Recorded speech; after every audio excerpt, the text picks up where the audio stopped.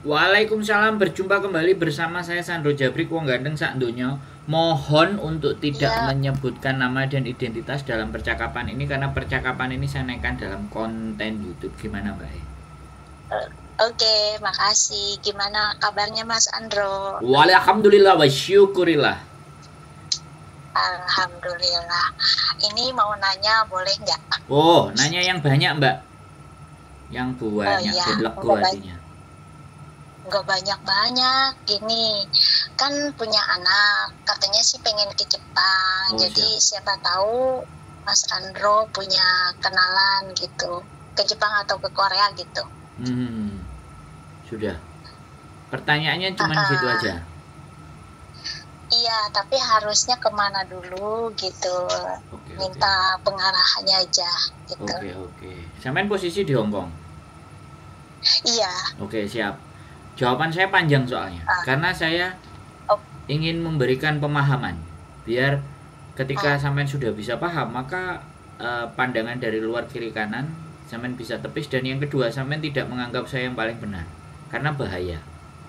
Kalau menganggap iya, oke. seseorang itu yang paling benar dalam memberikan informasi itu bahaya, karena ini analisa. Jadi keputusan terus langkah yang terbaik sampean yang memutuskan sendiri. Saya hanya memberikan gambaran. Oke, Iya, oke. saya ceritakan Oke. dulu, karena di konten sudah saya pernah bikin, tapi ya namanya teman-teman pasti nyari itu kesuwen. Nah, mending telepon aja nggak apa-apa. Sudah Iya, jarang saya akan mengulang terus, dan ya mudah-mudahan akan jadi pahala buat saya. Jadi gini, Mbak, amin. saya Iya, bicara tentang Jepang dulu ya, karena sampean ini iya, em, men- menimbulkan dua pertanyaan, karena sampean tadi ngomongnya Jepang dan Korea. Oke, nah iya. kalau kita bicara Jepang, sebenarnya Jepang dan Korea ini dua-duanya program di BB2MI ada. Hmm, Ya, sekali lagi di BB2MI ada, sampean tinggal aja klik ya, anak sampean tinggal cari tahu G2G, jadi government to government, BB2MI oh, go to Japan or go to Korea, dua hal. Nah, itu oke. mereka ada resmi, dan kemungkinan pembayaran dan segala sesuatunya karena ini dipegang negara resmi, mungkin potongannya lebih Iya, rendah. Ya kan, tidak menggunakan biaya yang jauh lebih tinggi, atau saya sendiri tidak tahu karena saya tidak iya. tidak ingin merekomendasikan itu kepada mereka. Jadi itu ada, sampai tinggal cari sendiri, saya nggak detail, karena kalau mereka Oke. karena mereka nggak usah dipromokan aja, namanya government is pasti dapat. Nah, itu dua yang resmi informasi. Terus yang berikutnya saya ingin bahas dulu spesifik ke Jepang. Kalau kita mau ke Jepang Oke. itu ada dua skema. Yang pertama skemanya adalah Kenshusei atau magang. Nah, Hmm, magang ini syaratnya tidak terlalu tinggi. Bisa N5 lulus, ya kan? N5 lulus. Itu sudah bisa. iya. Interview, company-nya cocok sama LPK yang ada di situ, berangkatlah kita. Itu proses Oke. magang. Tapi gajinya bervariatif. Ya, di antara ada yang lembur sampai 30 juta, ada yang 18 juta, ada yang cuman 12 juta. Kemudian dipotong tinggal 7 juta, 8 juta. Semuanya Oke. tergantung company-nya, bukan LPK-nya. Gaji itu Oke. tergantung perusahaannya. Dapat perusahaan yang seperti apa, karakter seperti apa, itu beda-beda. Jadi jangan diharapkan bahwa ketika kerja di Jepang itu gajinya gede semua. No, tidak. Kalau untuk magang, permagangan, dan magang pun term waktunya itu bisa 1 tahun, bisa 2 tahun, bisa 3 tahun, maksimal 5 tahun. Itu magang. Iya. Itu Oke. program yang biasanya paling cepat dikejar bisa, ya, karena lulusnya cuma N5. Karena ke Jepang itu Oke. harus lulus namanya JLPT, Japanese Language Proficiency, JLPT. T-nya saya lupa, tapi kalau di bahasa Indonesia adalah kemahiran dalam berbahasa Jepang, baik tulisan ataupun lisan. Itu kalau bahasa Indonesia. Jadi seperti itu. Oke. Nah, itu jadi ya itu kalau kita pemagangan. Ya. Yang kedua, Oh, ini yang lebih bonafit, yang kali ini juga rame digembar-gemborkan. Namanya adalah Tokutei Gino. Ya, visa otak Tokutei muda Gino. Ini Cino. baru baru 2019 disahkan bulan April. Nah, Oke. syarat Tokutei Gino itu minimal N4 plus ujian SSW, Special Skill Worker. Nah, nanti itu dibagi dari 14 bidang. Saya ngasih pemahaman dulu buat sampean. Jadi supaya nanti memberikan arahan ke anaknya itu, wah mamaku udah pinter ya. Kayak gitulah intinya. Anak itu harus ngelihat dulu, maknya bisa menjelaskan dengan gamblang, maka anak ini akan termotivasi. Jadi seperti itu. Itu kalau untuk prosesi ke Jepang. Tokutegino ini gaji paling rendah itu 16 sampai 18 juta. Paling tinggi bisa mencapai 50 juta di bidang konstruksi biasanya. Nah, jadi itu kalau Tokute. Karena Tokute itu satu level di atas pemagangan. Dan cara kerja Tokute itu bisa melalui mandiri, bisa melalui LPK. Karena Tokutegino itu hanya lulus N4, dia punya sertifikat N4 dan SSW. Lah SSW itu cari ujiannya kemana? Ya kita tinggal googling aja. Di company-nya itu, di perusahaannya itu biasanya SSW. Mereka selalu punya SSW itu Special Skill Worker. Gambarannya itu adalah kalau misalnya kita kerjanya di bangunan, maka yang dibahas adalah kosakata atau bahasa-bahasa atau alat-alat itu yang berhubungan dengan pekerjaan itu.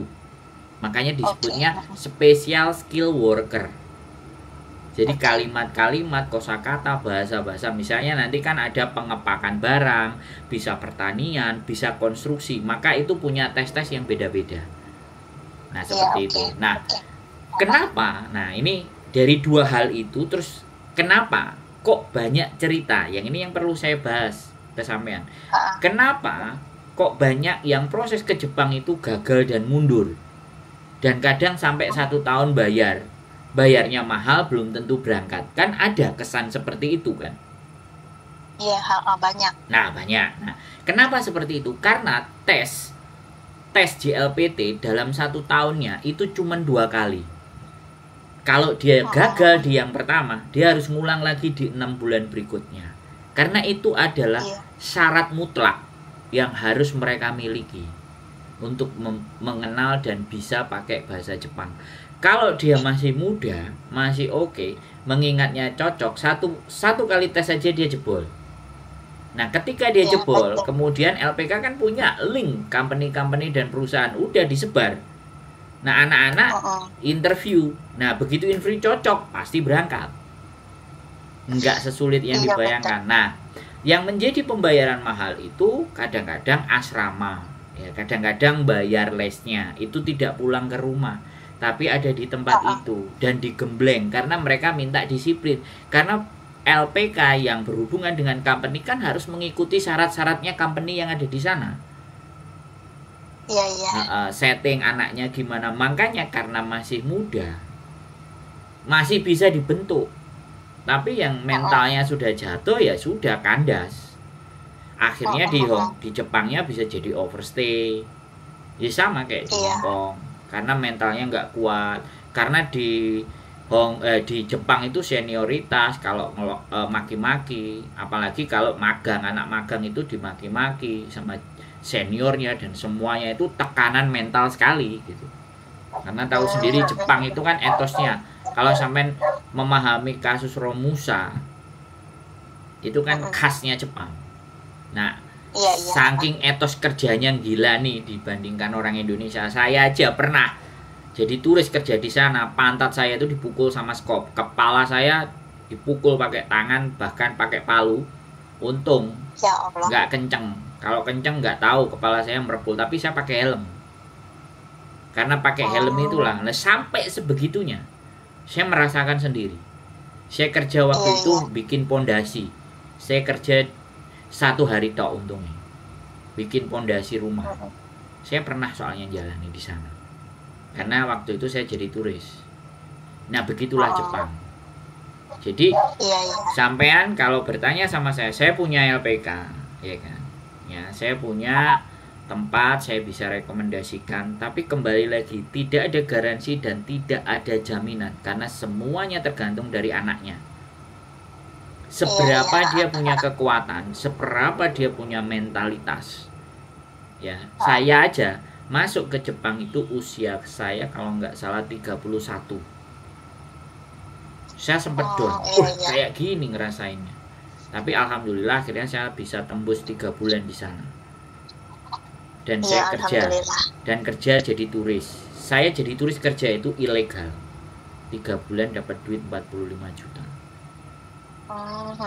Dan saya kerjanya apa? Ngangkati besi loakan. Sama majikan saya Pakistan waktu itu. Karena saya nggak bisa bahasa Jepang. Bisanya cuma bahasa Inggris. Makanya saya nyarinya di masjid. Nah, untuk anak-anak tadi, jadi kalau prosesnya itu dia ujian pertamanya itu ndak lolos, alamat sampai uangnya yang sudah kesetor di situ itu bisa muspro. Ya useless karena nggak tembus, ya kan? Yang pertama. Akhirnya kalau masih nggak mau nyerah, coba 6 bulan yang kedua. Lah kalau 6 bulan yang kedua lagi nggak tembus. Lah orang Indonesia ini kan sukanya Pak menyerah gitu. Alah wis entek 50 juta, wis entek 20 juta, wis entek 30 juta, entek hampir 100 juta. LPK tidak bisa dituntut karena dia resmi, ya kan. Kemudian dia juga ada MOU. Jadi MOU itu ada kesepakatan mutual agreement MOU. Pokoknya kesepakatan dengan perusahaan-perusahaan. Kalau dia dibuktikan silakan, dia juga punya pengacara. Pastinya kita kehilangan duit itu nggak bisa nuntut kecuali memang dia abal-abal. Kalau LPK yang resmi dia gede, ada penelitiannya, bahkan ada orang Jepangnya yang datang. Wah itu kalau di apa namanya kita tuntut kena kita. Nah karena tidak bisa dituntut, anak-anak yang tidak mampu bersaing nyeklek, wong tuane wis alah LPK itu ngapusi renek gawean. Padahal sebenarnya mereka tidak mampu bersaing. Itulah bedanya Jepang sama Hongkong. Hongkong wis siap hati budal berangkat. Tapi kalau Jepang nggak bisa. Adik saya aja yang belajar S2 di sana itu harus belajar 1 tahun bahasa dan budaya Jepang. 1 tahun itu dikorbankan. Padahal adik saya itu belajar bahasa Jepangnya dari kelas 3 SMP. Baru dia masuk Jepangnya itu S2. Bayangkan udah berapa tahun. Iya. Apalagi ini anak aku baru SMA tapi udah dulu pernah merantau ke perbatasan Singapura. Dia dulu kan kerjanya di pelayaran gitu, cuman 1 tahun. Ya nggak apa-apa. Intinya kalau memang dia pingin fight dan pingin merubah nasib, bagus ini sebelum umurnya dia 22, 23, sebelum menginjak 20 ini saatnya gembleng aja. Kalau sudah nggak sekolah udah langsung intensif aja. Iya, dia udah umur 30 loh Mas Andro, dia udah dewasa gitu. Nah ya sudah, kalau 30 kadang-kadang mama teh setengah antara sudah punya ilmu, terus sok tahu ada yang ya aku masih 30, aku masih bisa, aku masih mampu. Jadi makanya kenapa saya getol menyuruh teman-teman mak-maknya untuk nyuruh anaknya segera berangkat di lulusan SMA, karena masih potensinya itu luar biasa. Tapi kalau sudah di 30-an up, sudah kepalanya ada isinya, pembangkangan itu sering terjadi. Iya betul. Nah, ya sampean malah betul. Jadi enggak, karena banyak yang kayak gitu. Iya, jadi emaknya itu harus memahami psikisnya dia. Untuk memang orang di Hongkong aja sampean tahu kalau di Hongkongnya berangkatnya 23, 24 belum menikah, tahes mereka. Tapi kalau udah masuknya usia 41, 42, yang ngeluh inilah, ngeluh itu, terus akar PDW lah, majikan nggak ngerti lah. Ya itulah psikologi. Makanya kenapa Jepang, anak-anak Tokutei Gino, anak-anak magang itu yang diambil fresh graduate from senior high school, SMA. Tapi ya nggak apa-apa, silahkan dicoba. Tapi dia harus benar-benar ngenolin lagi. Saya punya LPK, saya punya 2. Yang satu masuk ke LPK, yang satu les-lesan. Yang les-lesan ini ya, yang les-lesan ini ada di Bandung, yang LPK ini ada di Jawa Timur di Malang. Nah, Oh iya, paling boleh di Bandung aja karena ini kan dari Jawa Barat, Subang ini bukan dan gitu. jangan sebut nama Sandro di les-lesan itu karena mereka nggak kenal saya. Oke. Ya, tapi kalau yang di Malang itu tahu, pemiliknya kenal saya. Saya pernah Iya. ngobrol, bahkan saya sebenarnya mau ngulas ALPK-nya dia, tapi keburu aku ada sakit, ada persoalan waktu pulang Indonesia, sehingga aku nggak bisa ngulik. Nah, kalau yang di Bandung ini saya sangat percaya, ya kan. Tapi Iya. dia tidak nginap, jadi dia memberikan pembekalan yang sekitar 2 sampai 4 jam untuk ikut kelasnya dia, terus pulang. Ikut kelasnya dia iya. pulang. Nah, biayanya kemarin terakhir itu ya 5 bulan itu murah, cuman 4 juta. Tapi karena memang dia les gitu loh. Istilahnya itu kursus. Kalau di LPK, kalau yang di LPK-nya Malang itu tinggal di situ.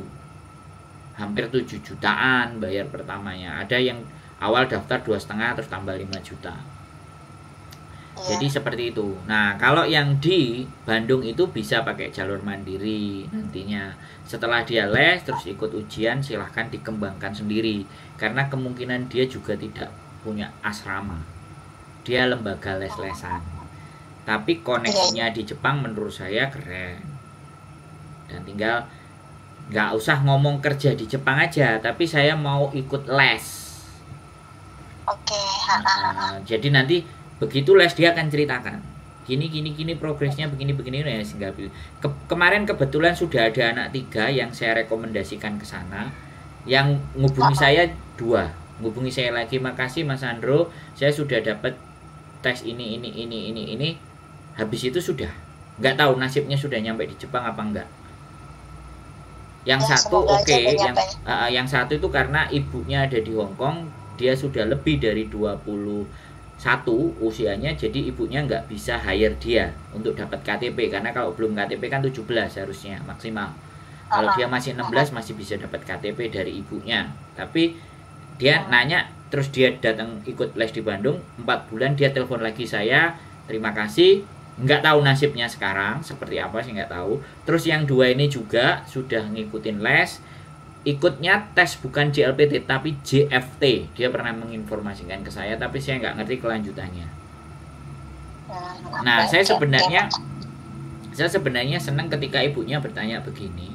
Tujuannya apa? Ketika kalau saya masih sambung dengan ibunya, ya, suatu saat saya pingin punya perusahaan juga di Jepang, tapi karyawannya saya nggak cari karyawan setelah punya perusahaan, tapi saya cari karyawannya sebelum perusahaan saya berdiri, dengan mengandalkan orang-orang yang setidaknya ruang lingkupnya saya. Kalau dia bisanya bahasa Jepang, kan pelan-pelan saya bisa kasih motivasi. Modal saya cukup, saya bikin di sana, dan mereka tinggal bagi aja. Ini bukan perusahaan saya, ini perusahaan kalian. Jadi pembagian hasilnya silahkan. Nah, modal kalian bagaimana? Modal manusia tok, modal kemampuan tok, atau modal sekalian uangnya? Karena banyak sekali potensi-potensi yang bisa kita kembangkan untuk di Jepang. Makanya saya dari ibunya masuknya. Kalau dari ibunya bisa memberikan penjelasan ke anaknya, terus anaknya sukses, anaknya boleh lupa sama saya, tapi ibunya saya pasti ingat. Ya saya percaya, saya percaya aja. Kalau ataupun nanti ingat ataupun tidak, kalau ingat ataupun tidak, ya wallahu alam bisawab. Saya nggak bisa mewajibkan seseorang harus wah balas budi, kan nggak begitu. Tapi minimalnya orang tua itu punya ada ingatan di mana bahwa wah anakku dulu sukses. Mungkin dia sekejap akan lupa dengan saya, tapi begitu konten saya lewat, oh iya, bolehlah saya tanya, sampai aja langsung assalamualaikum, apa kabarnya Mas Sandro. Nah, nanya kabar. Orang telepon sama saya itu nanya kabar itu jarang. Yang ada, Mas ini saya mau curhat, saya mau pandangan, mau gambaran, tidak ada yang nggak sampean. Nanya kabar dulu, apa kabar Mas Sandro, apakah sehat dan baik-baik saja. Berarti kan sampean penonton saya. Sering nonton. Gitu aja. Jadi saya pede aja, pede. Jadi kayak gitu ya. Oke, sekarang ada apa lagi yang ingin sampean tanyakan. Nah, wis aku duwun. Ya, itu apa kalau seandainya ke Korea juga sama ya kayak gitu. Ya, kalau ke Korea jauh kadang-kadang lebih sederhana. Karena Lebih sederhana. sampean langsung aja ke BP2MI, rekrutannya kapan? Sering sekali kok BP2MI. Kalau Korea saya nggak ada rekomendasi PT sama LPK. Mules saya kalau ke Korea. Tapi kalau ke Jepang saya masih melihat, masih punya kenalan. Tapi kalau Korea nggak, langsung aja ke BP2MI cari G2G. Sampean tahu Bajindul kan? Tahu-tahu. Nah, karena nanya sama Mas Andro itu karena sering di YouTube cerita di Jepang, jadi pingin jelas kayaknya gimana gitu. Siapa tahu nanti ada waktu mau nanya gitu sama Mas Andro gitu. Ya nggak apa-apa, berarti kan memang campaign saya berhasil. Kalau ada beberapa orang kan maknya mau pensiun, ya anaknya kirim ke sana dulu. Masa sih anaknya di sana 1 juta 2 juta nggak ngirimin ibunya, kan yuk kebacut. Iya, Pikiran saya kayak gitu, soalnya soalnya saya ngarahin maknya sudah bingung, sudah pusing di kerja apa, mau apa, bisnis apa di Indonesia, balik-balik ya wis ngowoh terus gak duit balik lagi ke Hong Kong. Nah, saya nggak mau, makanya saya pikir anaknya ini yang harus diberdayakan. Nah, saya nggak cuma mikirin maknya loh, anaknya pun saya pikir, nih anaknya posisi ekonominya bagus, emaknya masa ya terlunta-lunta ya, kecuali anak kayak si maling kundang, tapi saya gak berharap seperti itu gitu minimalnya. Nek anaknya gajinya 25 juta 30 juta, masa iya sih 2 juta ibunya nggak dapat. Wong ibu saya di rumah aja, adik saya di Jepang, saya di Hong Kong, alhamdulillah yang guyu ibu saya. Tapi iya, itu juga gini tadinya, maaf nih dipotong dulu. Katanya udah mama pensiun, siapa tahu nanti ada informasi, ya udah gantian katanya gitu. Jadi mama pulang gitu terus mau merantau ke Jepang atau kemana gitu anaknya. Siap, dia begitu. Boleh minta nomor telepon yang di Bandungnya, ada nggak? Nanti saya WA. Udah cukup itu berarti infonya. Oke, makasih ya Mas Andro. Makasih banyak. Sudah, cukup komplit ya, gitu aja. Oke, iya. Cukup, makasih banyak. Oke, bye-bye. Assalamualaikum. Waalaikumsalam warahmatullahi wabarakatuh.